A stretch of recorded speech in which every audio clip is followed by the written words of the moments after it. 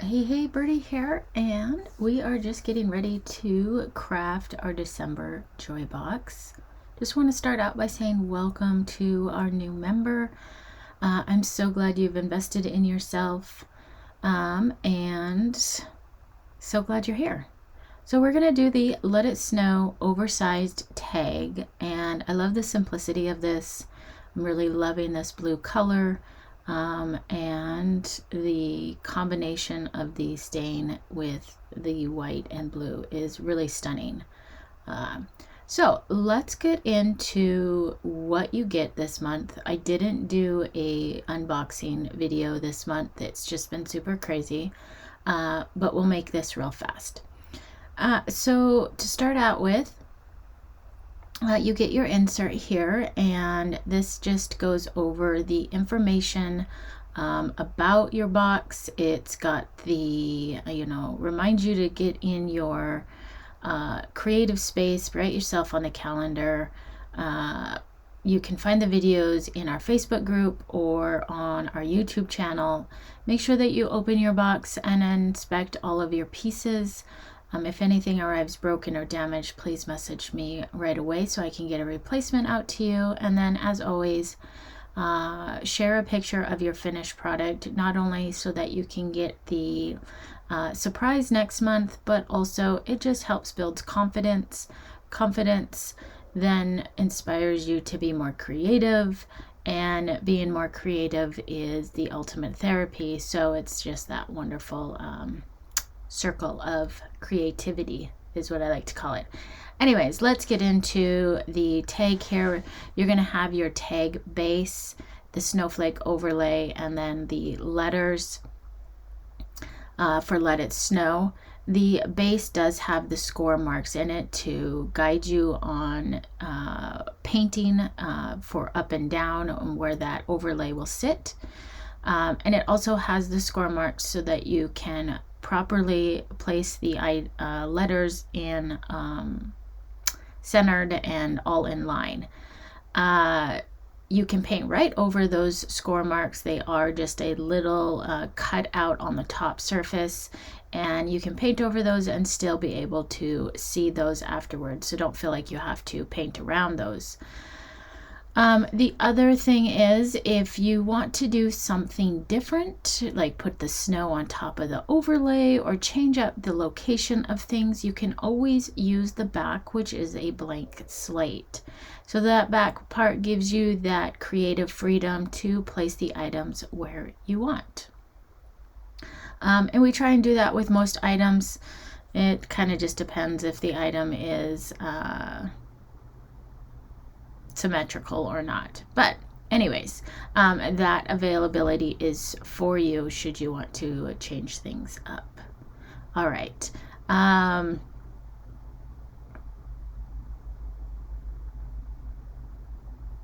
The next thing that you have is your bag of ribbon.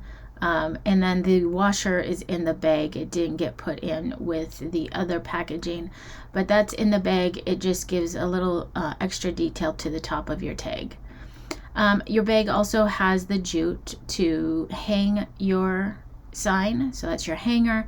It has a piece of wire should you want to create a bow, and then two different types of ribbon, this beautiful white ribbon with the glitter snowflakes, and then a silver striped ribbon as well. Fair warning that this does have glitter on it, so if you hate glitter, you can just bypass that ribbon altogether. But it flakes a little bit, but it's not too bad. All right, so let's get started painting. The first thing that we want to do is prep our pieces, and that is taping down all of the small items, and in this case, it's just the Let It. Now I am going to tape my pieces down. I'm going to adjust them here just a little bit because I'm going to create a little bit of an ombre on my Let It Snow. I'm going to tape them so that they are in line. The other thing to note is a lot of the letters sometimes can be confusing on which side is front and back.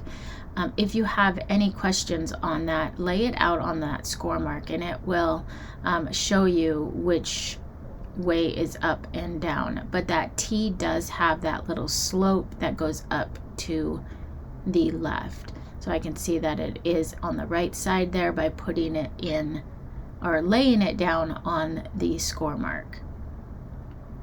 So let's line all of these letters up just a little bit. It helps to create that ombre, which we'll talk about when we get to that, if they all are in a line, so the ombre flows a little bit better. Okay, let's get started with this antique dark wax.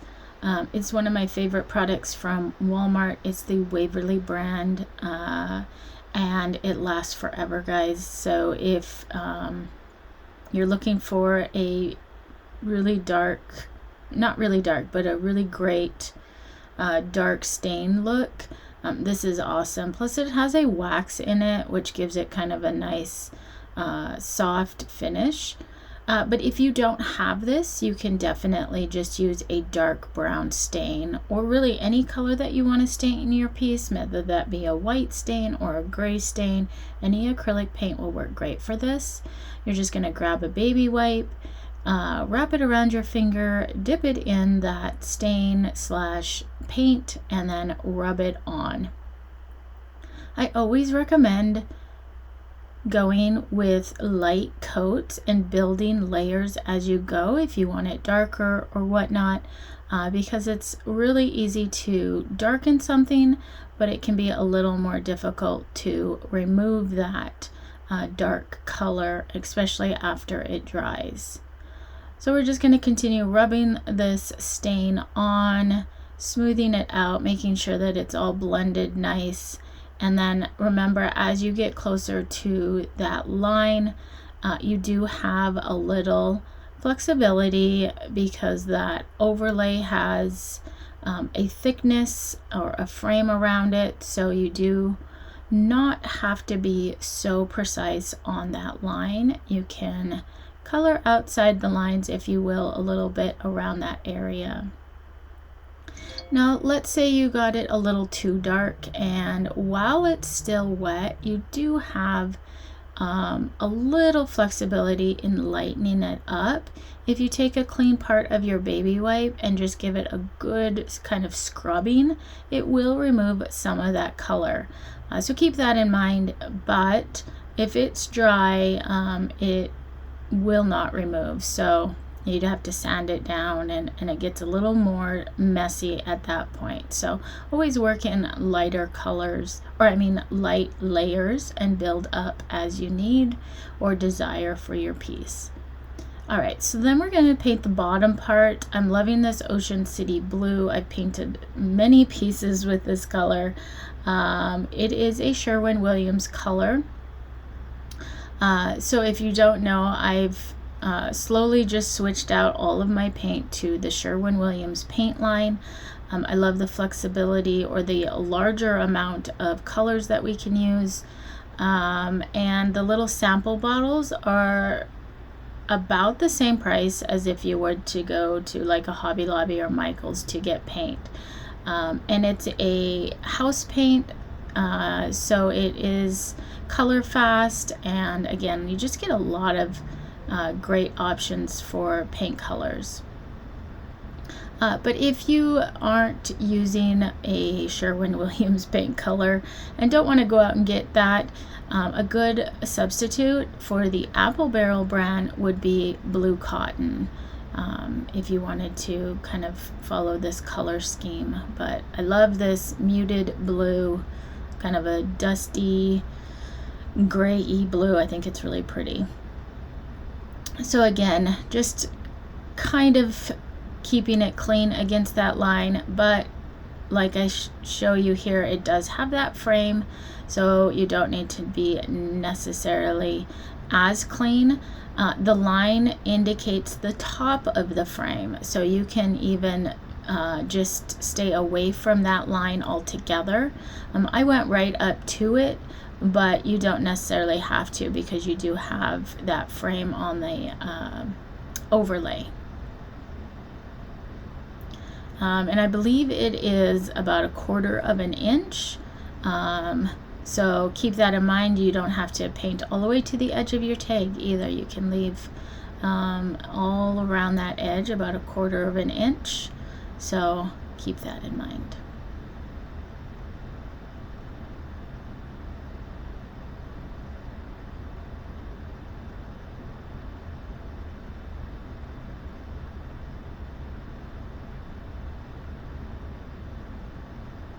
I'm just using a large flat brush here. I don't know if I mentioned that. A larger brush for these bigger surfaces is great, so you're not spending a bunch of time brushing on your color. And then just to double check and make sure that I've painted everything, I hover that or hold that overlay over my tag just to make sure I've gone far enough to the edge to do that. Alright, so then I'm going to take my next color, which I'm going to paint the overlay and the letters or the word snow in white. So this is just a white paint, and I'm going to use the makeup wedge, one of my favorite tools. I hold it by the skinny side and use the fatter end. I dip it in the paint and then I dab it or offload it onto a clean part on my palette here on the paper. That helps the makeup wedge soak that paint in. You want to make sure that there's no big globs of paint on this end. That will give you a nice clean finish on these intricate pieces, and it also helps to have a light coat that will dry super fast. And last but not least, the paint, if you're not using big globs of it on the end of your makeup wedge, won't fall down into those little cracks and create that messy inside all of those intricate pieces. So I always love having my edges stay that dark kind of burnt color that the laser creates. I think it adds dimension, and I don't like painting all of those little edges, so that is a total preference though. If you want all of your edges to be white, or whatever color you're painting your overlay, you definitely can do that. It will take a little longer, and I recommend using like a paintbrush or something like that. Another option would be is to spray paint it. That would be a really, really great way to get all of those edges painted with minimal effort and possibly mess by just giving it a spray paint outside. Although in my weather, that's not really an option at this time of year to do a bunch of spray painting. I don't like doing it indoors, so it's a little too cold outside for that. So we're just going to continue with a light tap on the top of it, and with a light layer. Typically this first layer of white looks really splotchy. That's okay. We're going to come over with a second coat and it's really going to fill in and look great.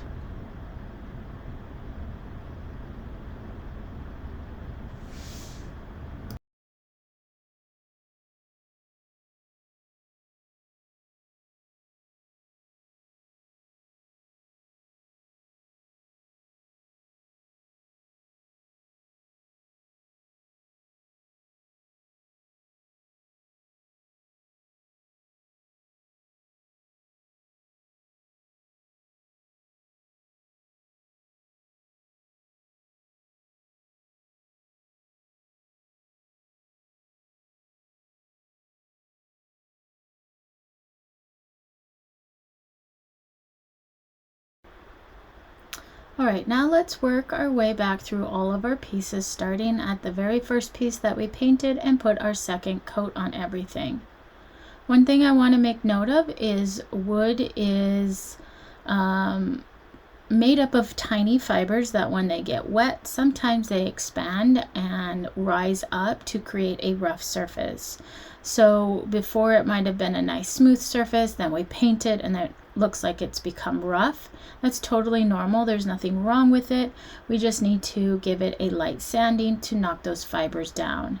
So any sort of sandpaper, something with a fine grit, just to quickly knock those fibers down works great. We want to just do a light sanding, nothing heavy that's going to remove the paint or stain that we've created.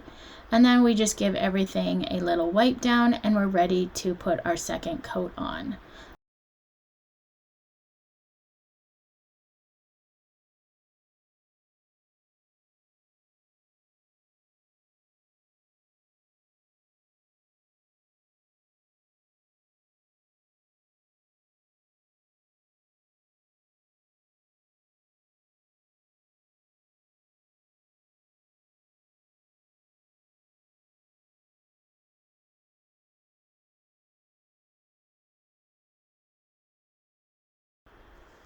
All right, so everything has got its second coat on it.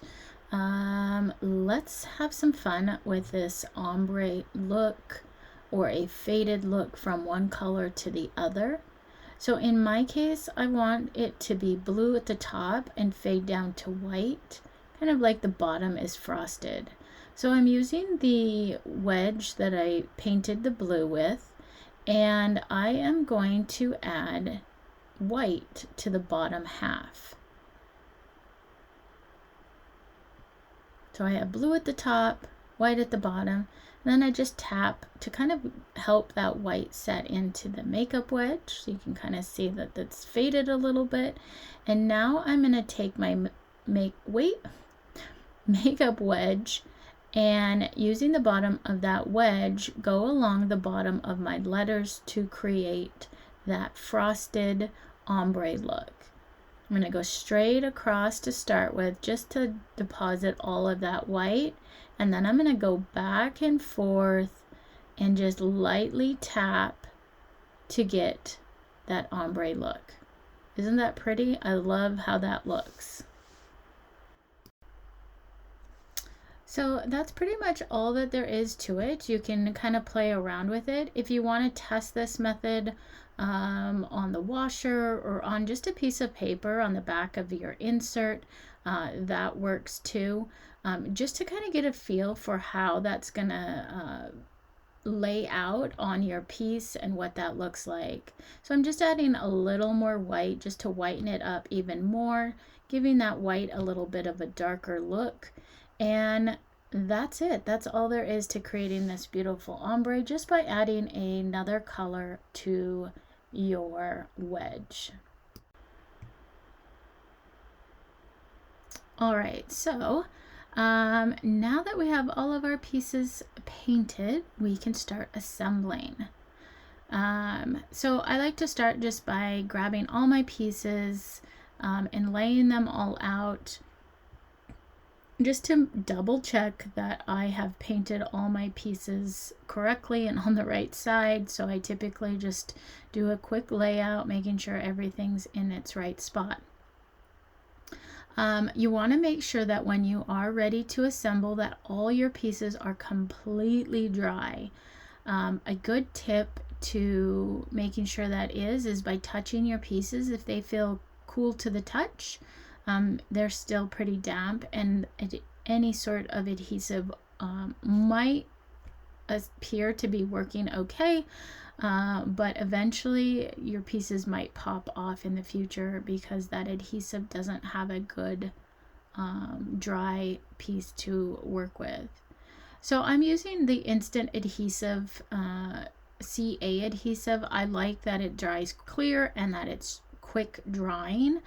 But you can use any sort of glue that you might have on hand as long as it's clear drying. Craft glue, Elmer's glue, wood glue, Aleene's tacky glue, anything really works. Super glue. Just make sure that it's clear drying. And then add glue all around the frame and then a couple spots on the snowflake. You don't have to have glue on every surface of the snowflakes, just a couple of the spots there to give it a good adhesion. Don't use too much glue. That glue is going to squirt out either. So go sparingly with glue. Glue goes a long way. And you don't want to have a bunch of glue squirting out in between your snowflakes, because that can be a pain to clean up and whatnot. A little bit's okay, especially if it's clear drying. You won't notice it at all. So I'm just giving my piece a quick squeeze here, pushing down on it to get it set in spot, and we're good to go. If you have clamps or something heavy to place on here, you can use that as well. Sometimes when we are working with this really thin plywood, it can have a little bit of a warp to it, where it really isn't as flat as we would like it to be. And even after we add our finish to it, you might see a little bit of a warp to it, but glue will fix that. So don't give up on it. If it feels like there's a little bit of a wiggle to it or a bounce, add your glue.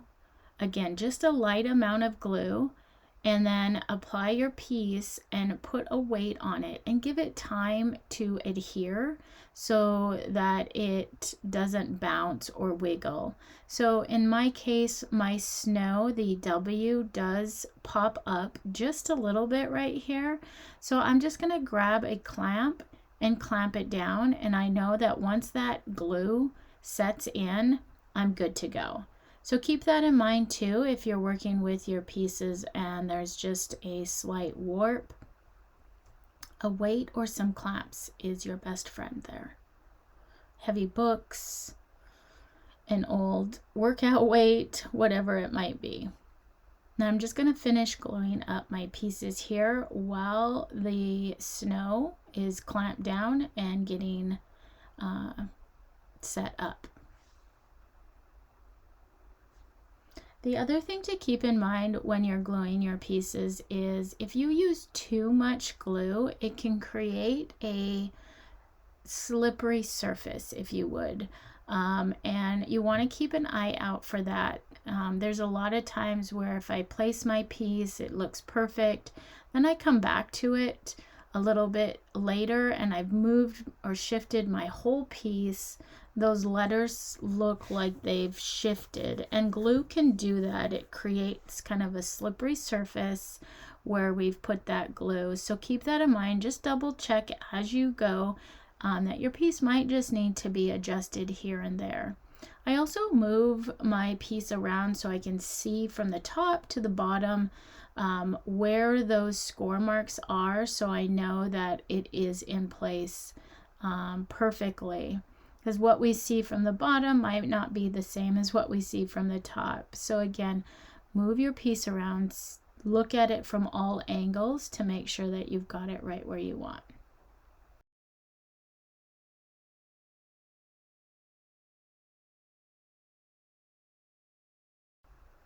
All right, we are all assembled here. Let's talk about this ribbon that came in your pack. So you can create this really pretty tag type top. I'm not sure what else to call it, but a tag top, where it's a lark head's knot and creates this really fanned out top to the tag. This is, in the crafting world, a typical way to finish a tag on a smaller scale. So I love having this at the larger scale here. So let's talk about how to add this type of topper to yours, and then I'll also show you how to create a bow. But I did want to show you the string, the jute in your kit gets attached just like this. You string it through the hole and create a slip knot at the top. Then I'm going to take your ribbon, fold it in half. You're going to have a lot of excess, so you could double it up. You could add the stripe to it. I'm just using the white ribbon here, fold it in half, put the fold through the opening and then create the opening in the back. So you can see that center loop in the back. With my fingers, I'm going to take the tails from the front and loop them to the back. And again, yours is going to be way longer if you use the entire piece of the ribbon, or you could cut it in half, or just leave the tails really long and then cut down what you don't want, just to make sure that you have enough there. You have plenty of ribbon to work with in your kit. So I take the tails and I push them through that loop in the back, and then I just adjust it. I'm kind of doing a seesaw pull there, so it tightens the loop, and then pull the tails of the ribbon up to the top. Once I get it to the kind of more of a tighter knot, I take the loop and open it up to create a wide loop or wrap around my tails. And then we just adjust our tails, making sure that the pattern side is up and that it is facing forward. And because this has got wire in the ribbon, you're able to kind of play around with the shape of those tails. And then I give them a dovetail cut where I create a kind of V shape in the end of those tails. And that's all there is to it. Like I said, you could add the striped silver ribbon to this and beef it up and make it a little more wide. Whatever you want to do there. Kind of have fun with the ribbon. You have lots to play with. All right, so let's take a look at creating a little poofy ball bow, is what I like to call it. So we want to make sure that our wire's out and ready to go. And then what I'm going to do is I'm just going to wrap up my ribbon into about 8 inches. So fold it over on itself, 7 to 8 inches. You could even go smaller and go 6 inches. And then I'm just going to wrap it up, kind of like how it came. And I'm going to do that with the striped silver as well. When you're wrapping it, you want to make sure that your pattern is facing up. So I lay it with the pattern facing down, and then I wrap it to that 6 to 8 inches, and then I fold it in on itself. So this is what we've got. I want the white in front, so I put it on top of the silver, and then I gather it at the center. Then I'm going to take my wire, wrap it around twice, and then bring the wire tails to the back, pinch it between my finger and thumb, and then give my ribbon a twist to tighten it. Okay, and then we're going to use the rest of that. Don't cut that wire yet. We're going to use that to attach it to our tag. And then I go in and I open up my loops and fluff them and make them big and fluffy, kind of pulling them apart. And you have a few small little tails, but we're going to cut those short. This is more of like a ball type bow, where it doesn't really have tails. It just looks like a big ball of loops. Kind of reminds me of a snowball. If you have a different way that you want to create your bow at the top, please feel free to do so. These are just guides, and I always encourage you guys to do and try different things. I love seeing all of the different ways people finish their projects. So there we are. And then you can either cut your tails short or tuck them in. I have a couple long ones here that I'm just gonna trim back to hide in the loops. All right, now let's add this to our tag. So before I add my bow, I am going to grab that jute. I take one end and string it through the hole, bring it up to the top, bring my ends together and create a simple slip knot, creating that loop, bringing the tails through the loop and pulling tight, and that's my hanger. And then I'm going to take one of the wire tails, one of the pieces of wire through the loop, and just gather that second wire up around the top, give it a twist, and at this point you can cut the excess wire if you want. I like to use my bows interchangeably throughout my project, so I typically don't cut my wires, but absolutely cut your wires short and get them out of your way.